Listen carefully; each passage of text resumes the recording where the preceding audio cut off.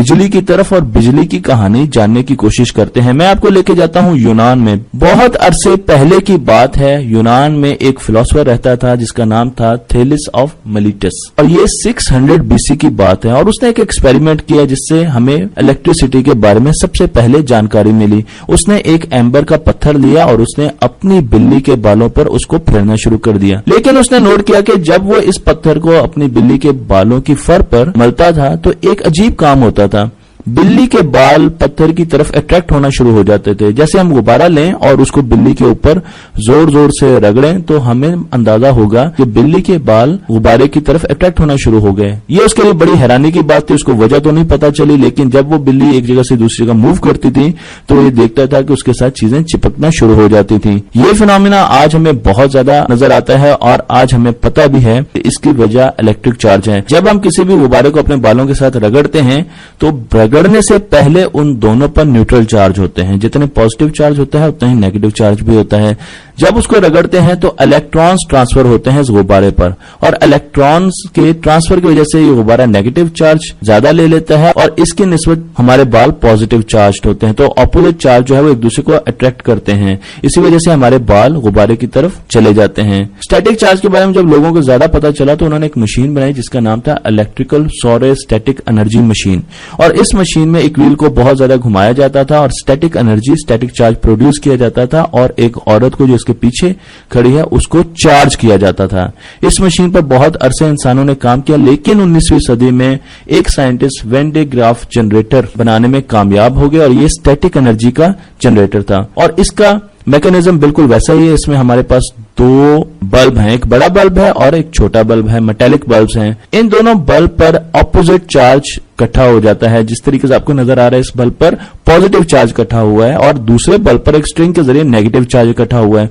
जब इस चार्ज की बहुत ज्यादा कंसंट्रेशन हो जाती है तो जब इनको पास लेके आते हैं हम तो यहां पर हमें एक आर्क प्रोड्यूस होता है, यहां पर एक स्पार्क प्रोड्यूस होता है। ये स्टैटिक एनर्जी का स्पार्क है। और अगर इस जनरेटर को हम हाथ लगाएं तो 300,000 वोल्ट्स हमारे अंदर से गुजर सकते हैं। तो इसलिए बेहतर है कि आप एक इंसुलेटर रखें। जिस तरीके से आपको नजर आ रहा है कि ये खातून एक इंसुलेटर पर खड़ी हैं और आपके बाल खड़े होना शुरू हो जाएंगे स्टैटिक एनर्जी की वजह से।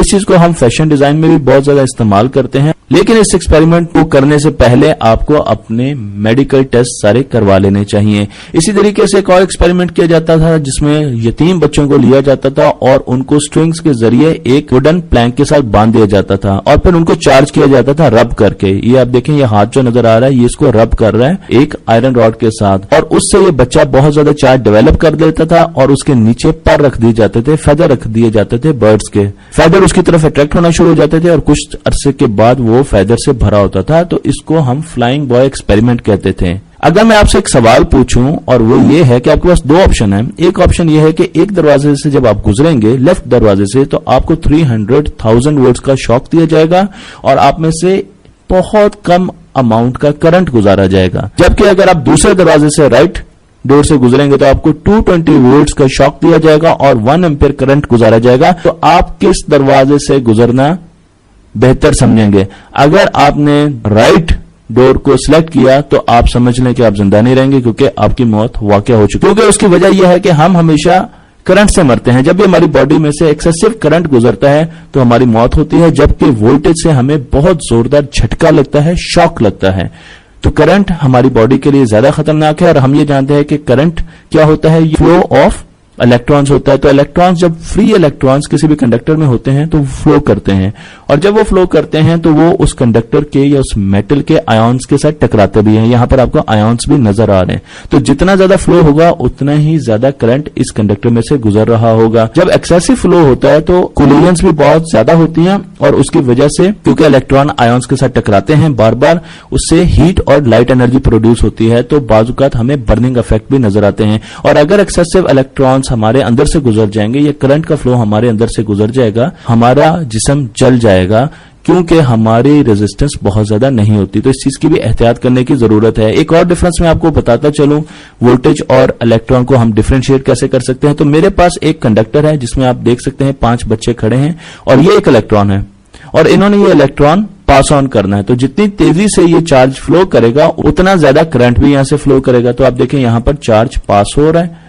और ये करंट फ्लो कर रहा है। अगर ये चार्ज तेजी से पास होगा तो करंट की वैल्यू ज्यादा होगी, अगर चार्ज स्लो होगा तो करंट की वैल्यू कम होगी। पर अगर ये बच्चे अब उछलना शुरू कर दें और फिर मैं वही चार्ज पास कराऊं इनसे, तो अब क्या होगा?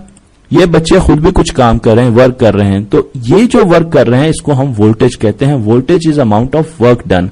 और जबकि इलेक्ट्रॉन जो तेजी से मूव कर रहा है वो करंट का बायस बनता है। तो अब आपको पता लग गया कि वोल्टेज जो है वो amount of work done by conductor होता है और फ्लो ऑफ इलेक्ट्रॉन जो है करंट कहलाता है। पुराने जमाने के इंसान ये भी देखते थे कि जब भी बादल आते थे तो बिजली बहुत ज्यादा कड़कती थी और थंडर स्टॉर्म होता था। वो इस बिजली को भी कैप्चर करना चाहते थे और देखना चाहते थे कि इसको कैसे इस्तेमाल किया जा सकता है। इसके लिए सबसे बड़ा एक्सपेरिमेंट बेंजामिन फ्रैंकलिन ने किया।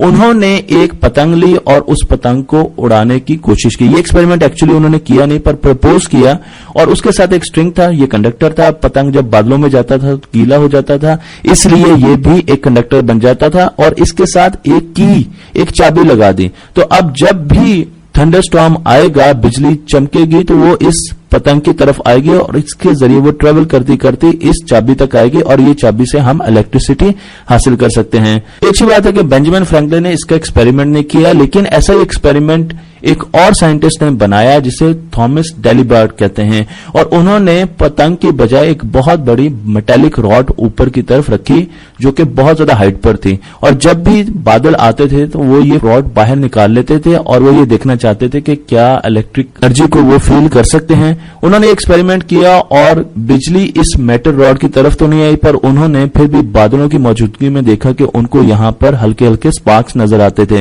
जिससे उनको अंदाजा हो गया कि ये एक्सपेरिमेंट ठीक है और इलेक्ट्रोस्टैटिक एनर्जी बादलों में मौजूद होती है। यही एक्सपेरिमेंट जर्मन साइंटिस्ट ने उनके बाद किया, लेकिन वो बदकिस्मत निकला और बिजली ने डायरेक्टली इस रॉड को आकर छुआ, जिसकी वजह से उसकी बॉडी में से हजारों एम्पेयर का करंट गया और वो मौके पर ही हलाक हो गया। अगर आप बादलों के बीच में हैं और बिजली कड़क रही है तो आप क्या करेंगे? बारिश भी हो रही है, क्या आप अम्ब्रेला लेंगे? जी नहीं, आप अम्ब्रेला बिल्कुल नहीं लेंगे, क्योंकि ये बहुत ज्यादा खतरनाक साबित हो सकता है। उसकी वजह यह है कि जब भी बिजली कड़कती है तो बिजली को एयर में से गुजरने में काफी दिक्कत पेश आती है, क्योंकि एयर बहुत अच्छा कंडक्टर नहीं होता, और बिजली तलाश करती है एक अच्छे कंडक्टर को। इलेक्ट्रिसिटी हमेशा शॉर्टेस्ट पाथ चाहती है रेजिस्टेंस के पॉइंट ऑफ व्यू से। तो जब आपने अम्ब्रेला ले ली, अब बिजली को दो पाथ मिल गए। अगर बिजली आपके पास कहीं गिरने वाली है तो उसको ये पाथ मिल गया जो अम्ब्रेला के जरिए आपके अंदर से होता हुआ गुजरेगा। अब बिजली एयर में से गुजरने की बजाय, क्योंकि वहां पर उसको रेजिस्टेंस ज्यादा मिल रहा है, वो इस अम्ब्रेला की तरफ आएगी। इस मेटेलिक पीस में उसको कोई रेजिस्टेंस नहीं मिलेगा और फिर वो आपकी बॉडी के जरिए जमीन में चली जाएगी और आपकी उसी वक्त मौत वाक़या हो जाएगी, क्योंकि 10,000 एम्पेयर का करंट आप में से गुजर चुका है। अगर बिजली आपसे बहुत दूर गिर रही है तो फिर आप सेफ हैं। इसी तरीके से बाजुकात लोग थंडर स्टॉर्म में दरख्तों के नीचे चले जाते हैं, ये भी सेफ नहीं है, क्योंकि बिजली अगर दरख्त के ऊपर गिरेगी तो उसमें से बहुत ज्यादा करंट दरख्त में से फ्लो करेगा, और इतना ज्यादा करंट 10,000 एम्पेयर का करंट जब इसमें से फ्लो करेगा तो इसमें लिक्विड होता है जो कि स्टीम में कन्वर्ट हो जाता है और दरख्त धमाके के साथ शॉक हट जाएगा, और इससे भी आपकी मौत वाक़या हो सकती है। अगर आपने दरख्त देखे हो जिन पर बिजली गिरी हो तो आपको अंदाजा होगा कि वो एक्सप्लोड कर जाते हैं। सबसे सेफ तरीका बिजली से बचने का ये पोज है जो इस बच्ची ने बनाया हुआ है। अगर आप किसी ऐसी जगह फंस जाए जहां पर बिजली बहुत गिर रही है तो आप ऐसा पोज बनाए। अगर बिजली आपकी कमर से टकराएगी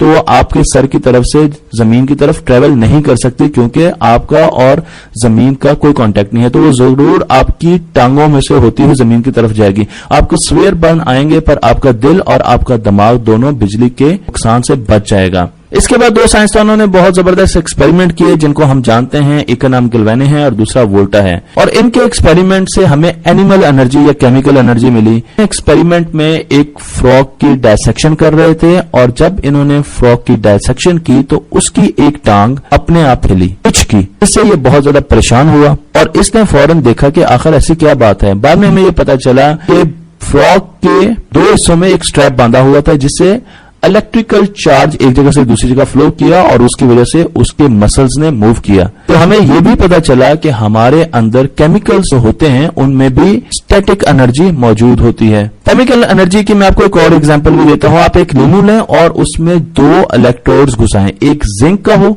और एक कॉपर का हो, एक सिक्का ले लें और एक आम मेख ले लें या नेल ले लें और उनको आपस में घुसाकर आप वोल्टेजेस मेजर करें। जब आप उस लीमू के क्रॉस या उस लेमन के क्रॉस वोल्टेज मेजर करेंगे तो आपको 0.906 वोल्ट्स मिलेंगे।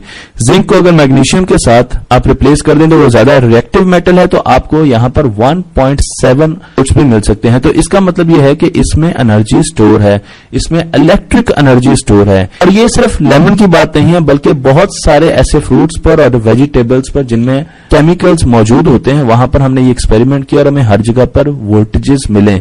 इस बेसिस पर हमने बैटरीज को इन्वेंट किया जिसमें केमिकल एनर्जी स्टोर होती है, केमिकल इलेक्ट्रिसिटी स्टोर होती है, और जब भी हमें इस्तेमाल की जरूरत होती है तो हम बिजली को इस्तेमाल कर लेते हैं। माइकल फैराडे ने भी आकर इलेक्ट्रोमैग्नेटिज्म पे बहुत ज्यादा काम किया। उन्होंने एक सिंपल एक्सपेरिमेंट किया जिसने लोगों को बहुत ज्यादा हैरान किया। उन्होंने एक बैटरी ली और उसको एक कॉइल के साथ कनेक्ट कर दिया। इस कॉइल को दूसरी कॉइल के अंदर रखा गया। इसको जैसे वो अंदर करते थे तो इस कॉइल में इंड्यूस करंट प्रोड्यूस होते थे जो कि एक निडल के साथ कनेक्टेड थे और निडल मूव करती थी। हालांकि इन दोनों कॉइल्स का, ए और बी कॉइल का, आपस में कोई ताल्लुक नहीं था। लोगों को यह चीज बहुत ज्यादा हैरानी वाली लगी कि दो चीजें आपस में कनेक्ट नहीं हो रही पर उनका असर नजर आ रहा है। उसके साथ उन्होंने एक और एक्सपेरिमेंट किया और उन्होंने एक डीसी सप्लाई ली और उसको एक मेटल के पीस के साथ कनेक्ट कर दिया। दूसरा पोर्शन जो है वो उन्होंने एक बाउल के साथ, मेटेलिक बाउल के साथ कनेक्ट कर दिया और बीच में एक मैग्नेट रख दिया और इसके इर्द गिर्द मरकरी से उन्होंने ये सारा बाउल भर लिया। हम इसको सॉल्ट के साथ भी कर सकते हैं क्योंकि मरकरी बहुत ज्यादा जहरीली मेटल होती है। और उसके बाद जैसे उन्होंने पावर दी तो हमारे पास जो रॉड थी ये इसके गिर्द घूमना शुरू होगी, मैग्नेट के गिर्द घूमना शुरू होगी।